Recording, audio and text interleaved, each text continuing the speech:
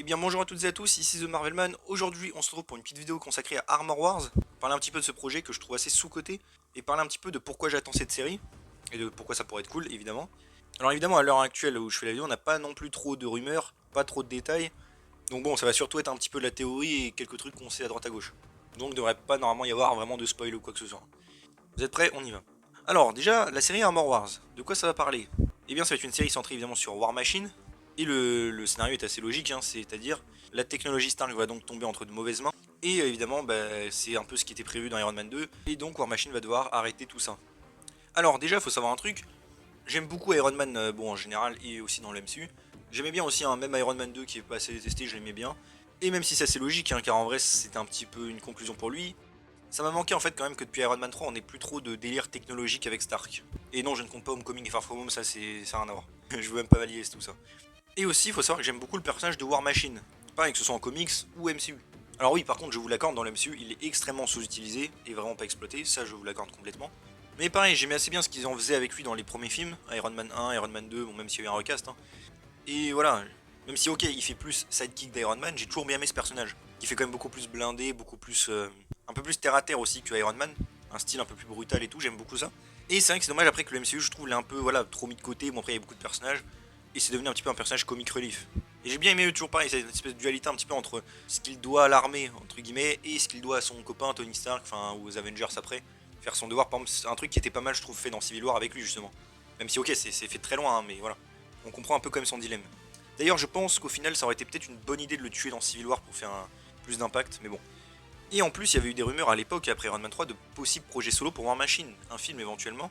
Bon, évidemment, on n'avait pas eu de rumeurs d'autres trucs. Et finalement, on sait que ça va être une série. Et donc déjà, comme j'ai dit, je suis assez content d'avoir enfin un projet sur War Machine. Et j'espère aussi en apprendre un petit peu plus, même sur lui, hein, je parle dans le MCU. Même voir comment peut-être dans sa jeunesse il s'engage dans l'armée, des trucs comme ça pourrait être cool. Et ensuite, ça va pouvoir surtout, cette série, exploiter un truc que j'aime beaucoup même en comics, c'est un peu l'univers d'Iron Man. Qui a été quand même un petit peu, pareil, sous-utilisé dans les films. J'entends par là évidemment de Justin Hammer, Obadiah Stane, enfin son fils. Le côté aussi même soviétique hein, qu'on avait dans Iron Man 2, avec Whiplash, Crimson Dynamo par exemple, là, enfin Whiplash parle là dans le MCU. Hein. Et je trouve que cette série est vraiment l'occasion vraiment de se plonger dans cet univers. Et avoir un peu des concurrents un peu de partout. On peut avoir plein de personnages, comme j'ai dit, de l'univers comics. Une apparition, on va dire, de la vraie Crimson Dynamo, car je sais que Whiplash dans Iron Man 2 était un peu une fusion hein, entre Whiplash et ça, mais là ce serait l'occasion d'avoir le vrai entre guillemets. Surtout qu'en plus Crimson Dynamo était teasé dans Black Widow, hein. Yelena le mentionne à un moment. Pourquoi pas aussi intégrer Titanium Man, qui existe aussi dans les comics et tout. Justin Hammer qui pourrait éventuellement faire pareil, de nouveaux trucs, des nouveaux droïdes, tout ce qu'on veut. Le fils d'Obadiah Stane pareil, voire même pourquoi pas quelques trucs avec Extremis, faire des armures avec Extremis. Vous voyez, cette série pourrait être vraiment une espèce de battle royale un peu technologique. Vous voyez ce que je veux dire? Je pense que ça pourrait être vraiment un truc cool à voir. Et comme j'ai dit, du coup, ça introduirait beaucoup plus de trucs de l'univers d'Iron Man. Bon, malheureusement, du coup, sans Iron Man, c'est peut-être un peu dommage. Mais War Machine, du coup, fera quand même l'affaire. Et pourquoi pas mettre une alliance entre tous ces méchants Hammer qui pourrait vendre de la technologie aux Russes, par exemple. Des trucs comme ça. Même Hammer, en vrai, je l'aimais bien dans Iron Man 2. Bon, c'est pas le meilleur méchant du siècle, hein, mais je le trouve assez marrant. Et on l'a pas revu quand même depuis 2013 dans le one-shot All Hail the King où il était toujours en prison. On sait en attendant hein, qu'avec son entreprise, il a fait du trafic d'armes à New York, créé même des balles avec du métal Shitori, les balles Judas, hein, qui ont failli servir à tuer Luke Cage quand même, et aussi Jeffrey Mace dans Agent of Shield, enfin bref. On sait qu'Hammer a quand même été actif, en tout cas son entreprise depuis tout ce temps.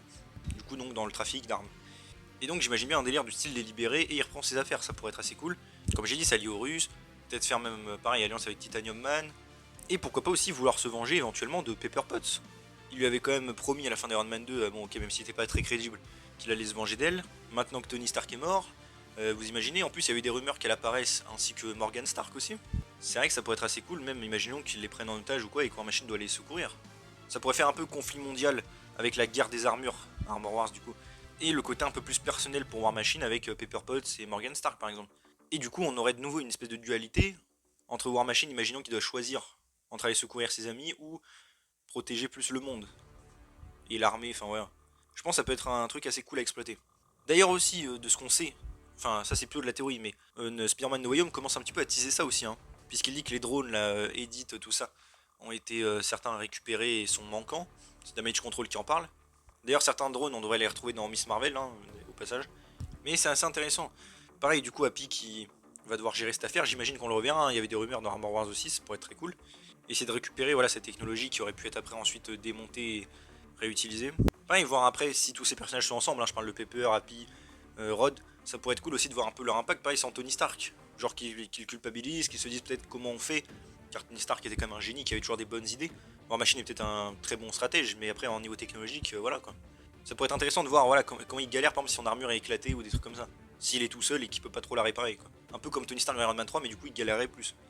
Et d'ailleurs à propos de tout ça, hein, Happy, la technologie manquante, il y avait des rumeurs qui en parlaient, pas non plus très fiables, que Matt Murdock aussi, donc Daredevil, pourrait être apparaître dans la série, et justement lié à cette affaire juridique liée à tout ça, au drone manquant, la technologie manquante, pour peut-être pas incriminer Happy. Et c'est vrai que ça pourrait être cool du coup de le revoir là et d'avoir une petite conclusion à cette histoire. Même si évidemment j'imagine pas Matt Murdock, hein, après ça aller affronter des mecs en armure. Mais juste une petite scène comme ça avec Happy pourrait être très cool. Surtout qu'il y a une scène coupée de Spider-Man No Way Home, on avait vu des petits extraits, où on avait une scène justement, une espèce de tribunal, enfin pas tribunal mais truc d'avocat où Matt est avec Happy justement.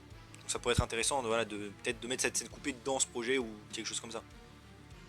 Aussi ce serait cool peut-être de voir Pepper Potts en armure encore une fois, avec l'armure Rescue.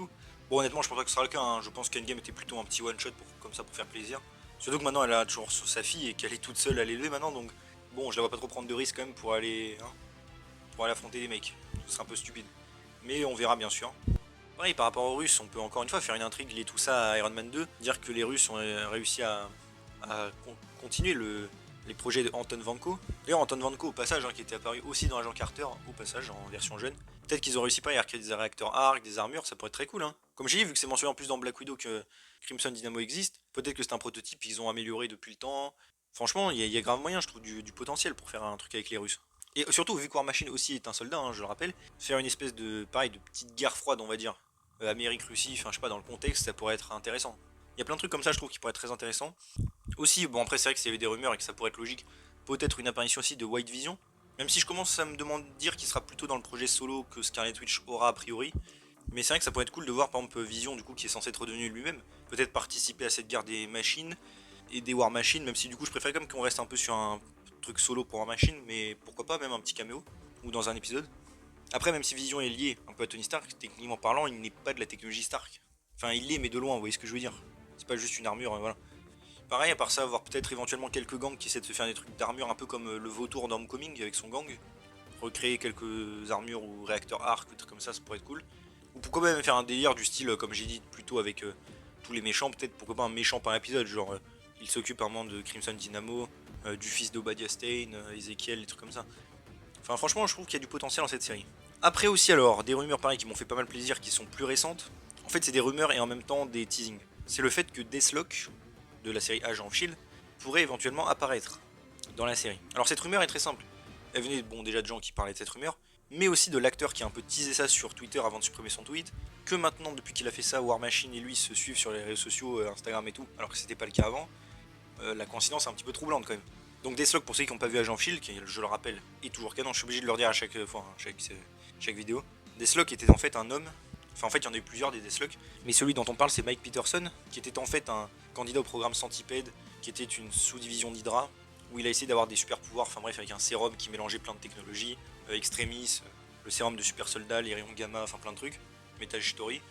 Et bref, après, il s'est fait capturer donc par Hydra, il s'est fait un peu manipuler à distance grâce à un œil cybernétique, et finalement, les agents du Shield ont réussi un peu à le sauver, à le libérer. Et c'est un peu devenu, il me semble, le dernier des Deathlock, hein, en tout cas de ce qu'on sache. Et il est devenu agent du Shield, où il protégeait, il est revenu après quelques fois. Et il faisait des missions pour le Shield à travers le monde, surtout en solo.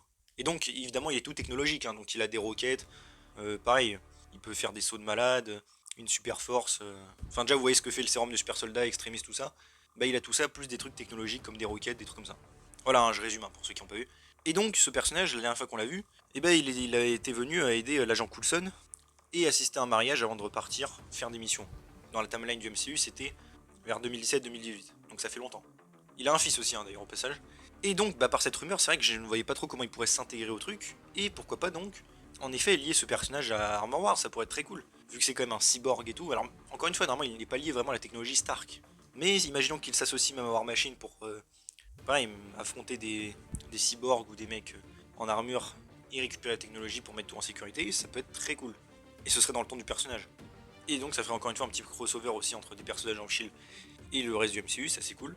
Donc bon, pareil, à part théoriser, pour l'instant on ne sait pas grand chose, mais ça pourrait être très cool et j'adore l'idée, j'espère vraiment qu'il y sera du coup.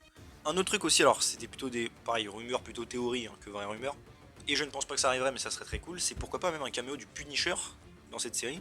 Ouais, un John Bertal a priori encore une fois a re-signé des trucs qui réapparaîtra au bout d'un moment, c'est sûr. Et du coup pourquoi pas en effet le voir dans Armor Wars, et comme dans les comics pourquoi pas mettre l'armure de War Machine et défoncer tout le monde. Alors après oui, du coup même si ça se passait comme ça dans la série, on ne pourrait pas vraiment le voir tuer des gens avec, puisque j'imagine que ce serait trop violent pour Disney, c'est un peu ça le problème bien sûr. Mais ce serait cool d'avoir au moins vu Frank Castle une fois dans l'MCU en armure de War Machine. Même si c'est pour éclater des robots ou des cyborgs de manière très violente, ça peut être au moins ça. Après encore une fois, pourquoi War Machine s'associerait à lui alors que Punisher est techniquement parlant un justicier un peu criminel? Bon, faudrait une justification. Mais ce serait très cool. Et voilà, je pense avoir un petit peu tout dit donc pour au niveau des théories. Alors pareil, hein, toutes ces idées déjà sont... Il y avait des rumeurs et elles sont assez cool. Hein. Voir tous ces personnages, pareil, Justin Hammer, le fils de Obadiah Stane, ça pourrait être très cool. Alors le seul problème qu'il y a, c'est que des rumeurs disent que Armor Wars justement n'avancerait pas beaucoup hein, depuis que ça a été annoncé. En particulier parce que toutes les idées, là, le fils de Obadiah Stane par exemple, ou Justin Hammer, et bah apparemment toutes ces idées auraient été transférées à Iron Heart, qui est une autre série évidemment liée un petit peu à tout ça. Écrit Williams qui trouve une armure d'Iron Man hein, en comics. Et donc ce serait pour ça que le projet n'avancerait pas, même si d'autres rumeurs disent que ce serait toujours prévu pour tourner en fin d'année, octobre. Alors honnêtement, pareil, je ne sais pas si c'est vrai, mais si c'est le cas, ça me dégoûte un petit peu. Car honnêtement, je vais être honnête un petit peu avec vous aussi, hein, j'en ai un peu rien à faire d'Iron Heart. Je veux dire pourquoi pas, hein, mais vu qu'on sait qu'a priori son ennemi principal sera The Hood, qui est un personnage un peu plus mystique, enfin bref, je vois pas pourquoi on nous mettrait Ezekiel Stane et Justin Hammer dans un projet lié à ça, et pourquoi pas les mettre justement dans le projet Armor Wars, qui est littéralement, comme la traduction, la guerre des armures quoi. Donc tout est lié à Tony Stark, enfin bref. Et surtout à son héritage. Donc vraiment, si c'est vrai, hein, ce n'est pas encore avéré, je trouverais ça vraiment dommage pour le coup. Et du coup, si c'est vrai qu'il y a ça, bah pareil, que faire de War Machine? Du coup, il va affronter qui? Juste pareil, des Russes éventuellement en armure, quelques nouveaux ennemis, mais je trouve pas ça très intéressant. Ouais, peut-être Titanium Man, pareil, mais... Enfin, je trouve ça dommage quoi. Surtout que les deux autres sont très liés à Tony Stark en général. Mais bon, encore une fois, on verra, tout ça n'est pas encore sûr. Mais voilà, je pense avoir un petit peu tout dit, donc dites-moi vous ce que vous pensez, est-ce que vous êtes un peu hypé par cette série? Honnêtement, comme j'ai dit, hein, moi je pense que c'est même une de celles qui me hype le plus, étonnamment. En tout cas qui m'intrigue le plus. Donc j'ai quand même assez hâte. Pareil, qu'est-ce que vous attendez de cette série? Voilà, dites-moi un peu tout. Et voilà, c'est déjà tout pour cette vidéo, donc j'espère que ça vous a plu. Si c'est le cas, n'hésitez pas à vous abonner, liker, commenter, partager, activer la cloche. À me suivre sur mes réseaux sociaux et mon Discord, vous avez les liens en description. Et on se retrouve bientôt pour une nouvelle vidéo. Salut tout le monde.